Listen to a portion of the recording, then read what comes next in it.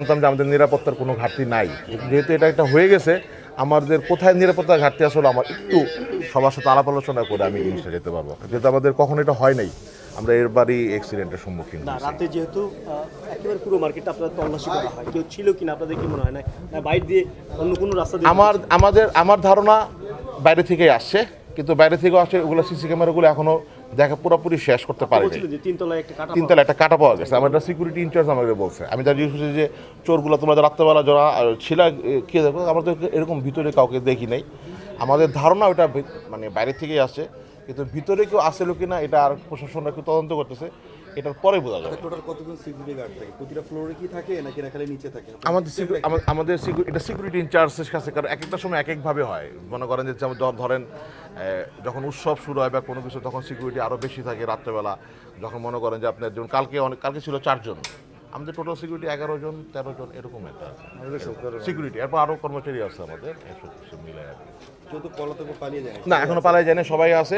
আমি এই জিনিসটা এনশিওর করছি যে কেউ যদি যেতে না পারে, এবং আমি সবার মোবাইল নাম্বার প্রশাসনের কাছে চাচ্ছে, তারা একটা তদন্ততে আছে আর কি। আমি কাল রাত 9টায় দোকান বন্ধ করে বাসায় যাই। সকাল 6:30 বাজে দারোয়ান আমাকে ফোন দিয়ে বলে আপনার দোকানে একটু সমস্যা হয়েছে, আপনি আসেন। আমি এসে দেখি আমার দোকানের তালা ভাঙা, শাটার অর্ধেক উঠানো, দোকানে এক রুটি মালও নেই। আমার দোকানে মোটামুটি সাজানো আসলো 400 ভরি সোনা, বন্ধকি সোনা আসলো 100 ভরি প্লাস, ক্যাশ টাকা আসলো 40,000। দেখি আমার এখানে কিছুই নাই। আমি আপনাদের সবার সহযোগিতা চাই, এবং আমার সোনাটা উদ্ধার যেভাবে করা যায় আপনারা আমার একটু সাহায্য করেন, সহযোগিতা করেন। হ্যাঁ, আমাদের মার্কেটের দারোয়ান তো অবশ্যই জড়িত। মফিজ হলো প্রথম, মফিজটা রিমান্ডে নিলে সব তথ্য আমার মনে হয় জানা যাবে। অফিসকে কেন সন্দেহের মধ্যে রাখছেন আপনারা? উনি ইনচার্জ, মার্কেটের ইনচার্জ উনি। কারণ সিকিউরিটি দোতলায় থাকার কথা, সেই সিকিউরিটি দোতলায় নাই। 20 বছরের অর্জন জিনিস, ঠিক আছে। 20 বছর আমার 20 বছরের সাধনা, 20 বছরের সাধনা আমি এখন শেষ। আমি যতটা পরিশ্রম করছে সে, কোনো স্বর্ণের দোকানদার এত পরিশ্রম করছে কিনা আমার জানা নেই। আমার চোখের সামনে সে 15 বছর মালিবাস সুপারমার্কেটে, সে আমার বন্ধু মানুষ, একদম কাছের বন্ধু। এর চেয়ে কাছের বন্ধু নেই বাংলাদেশে।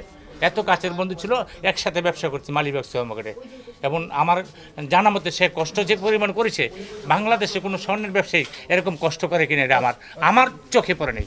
আমার স্যারে আমি ফোন দিয়েছি যে স্যার এই ঘটনা আসেন, স্যার আসছে। এরপরে কোন স্যারকে ফোন? আমার ইনচার্জ, আমাকে 12 জনের একজন ইনচার্জ আছে না, কি নাম ওনার? মফিজ।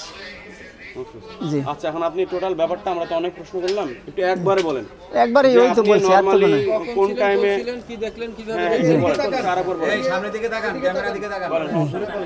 ওই যেটা দেখছি আমি ওইটাই বলছি আপনি এই পর্যন্তই। জি বলেন। আমার প্রশ্ন হলো যে আপনি তো এখানে ডিউটিতে ছিলেন, জি আপনি কখন দেখলেন এই ঘটনাটা, এবং আপনারা কখন এদিকে আসলেন, আইসা কি দেখলেন এবং তারপরে কি করলেন, এই বিষয়টা একটু বলেন। তারপর আমরা কি করব, এটা তো হেগো ওই মালিকরে ফোন দেওয়া হয়েছে, আমার ইনচার্জে ফোন দিছি, হে হারে ফোন দিছে, হে আসছে। আপনাদের ডিউটি ছিল না এখানে? ডিউটি নিছে আমাদের উপরে না। আইসা দেখলেন কখন উপরে আসলেন? 6টা বাজে 6টা বাজে নামাজ পড়িয়া, 6টা বাজে নামাজ তো ধরেন 5:15 পড়ছি, নামাজ পড়িয়া এরপরে উপরেতে চেক দিতে আবার নিচে আই 6তলাতে। এইটাই আইসা কি করলেন? আইসে দেখলাম তো এটা তালাটা কাটা মামা, এই তো। এরপরে না